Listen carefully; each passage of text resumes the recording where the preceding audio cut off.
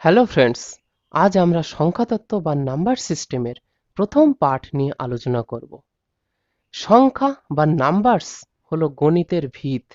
সুতরাং সেই সংখ্যা বা নাম্বার সম্পর্কে আমাদের কিন্তু সম্পূর্ণ ধারণা থাকা প্রয়োজন। তাই তোমরা যদি ভিডিওটি মনোযোগ সহকারে শেষ পর্যন্ত দেখো, আমি আশা করি এখান থেকে এমন কিছু তথ্য তোমরা পেয়ে যাবে যেগুলো যদি তোমরা নোট করে নিতে পারো, পরবর্তীতে তোমাদের প্রচুর কাজে লাগবে। তাহলে চলো শুরু করা যাক।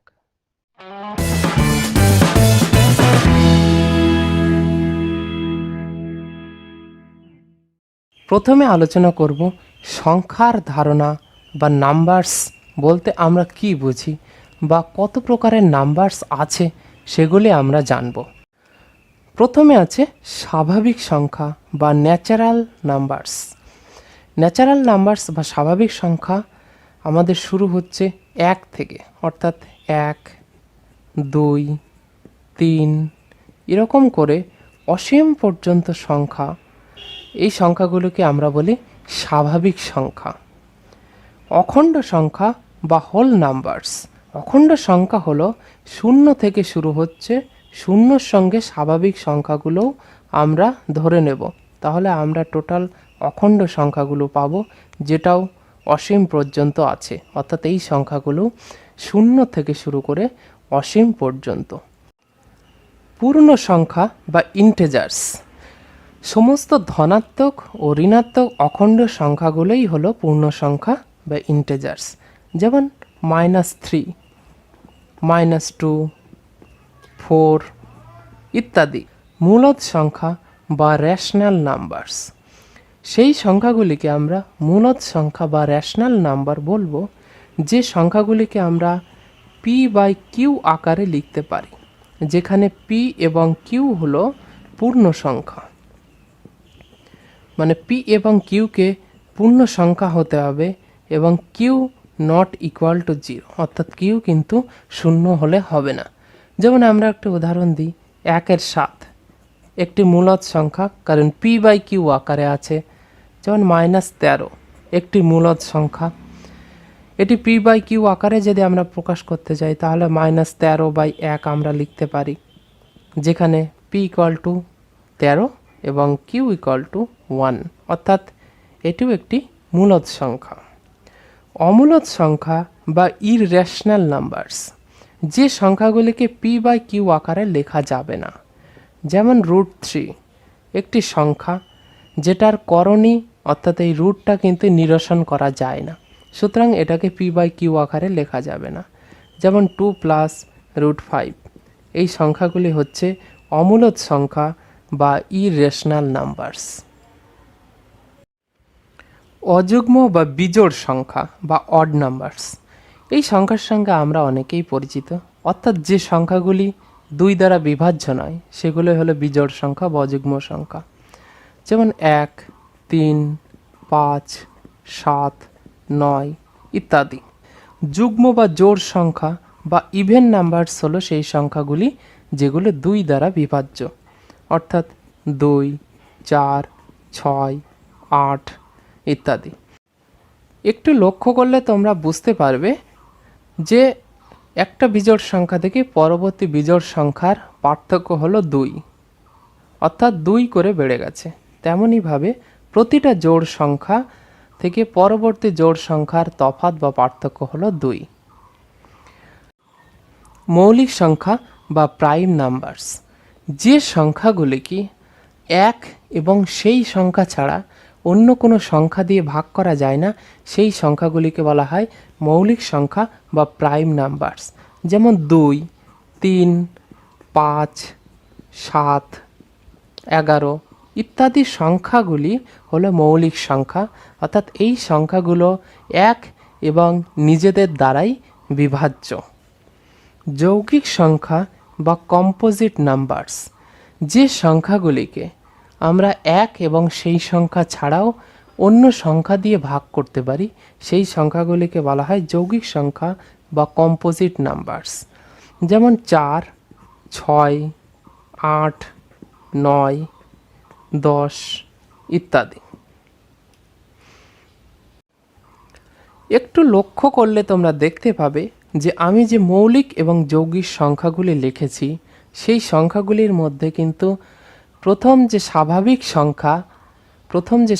সংখ্যা এক সংখ্যাটি কিন্তু নেই, অর্থাৎ এক সংখ্যাটি কিন্তু মৌলিকও নয়, যৌগিকও নয়।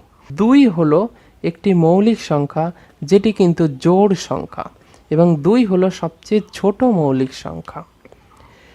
এবং যৌগিক সংখ্যা কিন্তু 4 থেকে শুরু হয়েছে, অর্থাৎ সবচেয়ে ক্ষুদ্র যৌগিক সংখ্যাটি হলো 4। এতক্ষণ যে বিষয়গুলো নিয়ে আলোচনা করলাম সেই বিষয়ের উপর দুই একটি প্রশ্ন। 3টি ক্রমিক সংখ্যার সমষ্টি 54, সংখ্যাগুলি কি কি? ক্রমিক সংখ্যা অর্থ হলো পরপর সংখ্যা। তাহলে ক্রমিক সংখ্যা আমি 3টি ধরি। একটি সংখ্যা যদি x হয় তাহলে পরের সংখ্যাটি x+1, কারণ পরের সংখ্যাটি 1 বেশি প্রথম সংখ্যার থেকে। তারপরের সংখ্যাটি তাহলে x+2। তাহলে সংখ্যা 3টির সমষ্টি 54। তাহলে আমি এইগুলোকে সব যোগ করে দিই। যোগ করলে আমি 54 পাবো, কারণ শর্তানুসারে এটাই আছে। বা x x x যোগ করলে 3x, যোগ সংখ্যাগুলো 3, 54। বা 3x = 54, ওপাশে 3 নিয়ে গেলে মাইনাস হয়ে যাবে। বা তাহলে 3x = 51, বা x = 51/3, 3 17 51। অর্থাৎ আমরা পেয়ে যাচ্ছি x = 17। তাহলে পরের সংখ্যাটি আছে x+1 ধরেছিলাম পরের সংখ্যাটি, তাহলে পরের সংখ্যাটি x+1 কত? 17 যোগ 1 18। তারপরের সংখ্যাটি x+2 ধরেছিলাম, x+2 17 যোগ 2 19। অর্থাৎ 3টি ক্রমিক সংখ্যা হলো 17, 18 এবং 19, যাদের যোগফল 54। পরের অঙ্কটি আছে 3টি ক্রমিক অযুগ্ম সংখ্যার সমষ্টি 33, সংখ্যাগুলি নির্ণয় করো।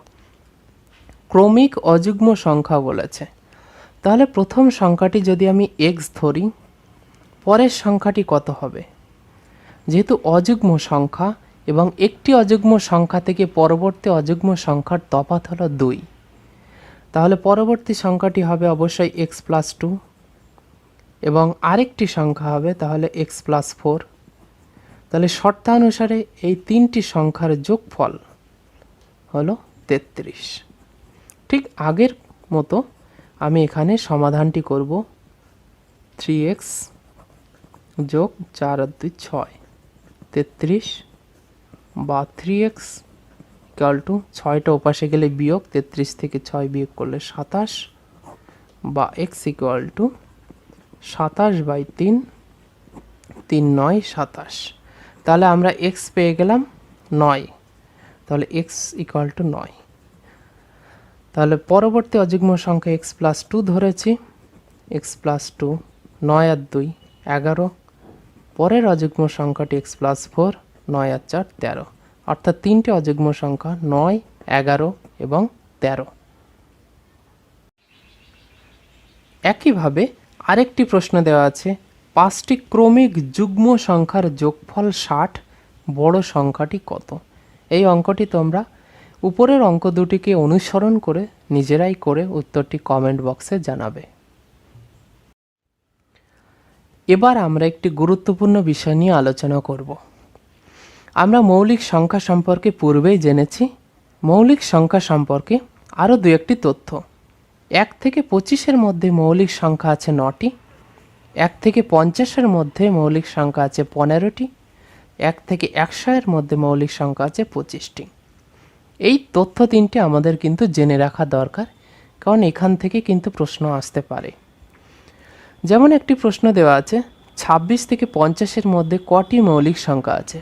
দেখো, 1 থেকে 50-এর মধ্যে মৌলিক সংখ্যা আছে 15টি, আর 1 থেকে 25-এর মধ্যে আছে 9টি। এটা যদি আমরা বিয়োগ করি তাহলে আমরা পেয়ে যাব 26 থেকে 50-এর মধ্যে কটি মৌলিক সংখ্যা আছে। অর্থাৎ এটা বিয়োগ করলে পাচ্ছি 9 আর 6 15। অর্থাৎ 26 থেকে 50-এর মধ্যে মৌলিক সংখ্যা আছে 6টি। তো ফ্রেন্ডস, ভিডিওটি ভালো লাগলে অবশ্যই লাইক করবে এবং বন্ধুদের সঙ্গে শেয়ার করতে ভুলো না। আর তোমরা যারা এখনো আমাদের চ্যানেলটিকে সাবস্ক্রাইব করোনি, অবশ্যই সাবস্ক্রাইব বাটনে ক্লিক করে আমাদের চ্যানেলটিকে সাবস্ক্রাইব করে নেবে। দেখা হচ্ছে পরের ভিডিওতে।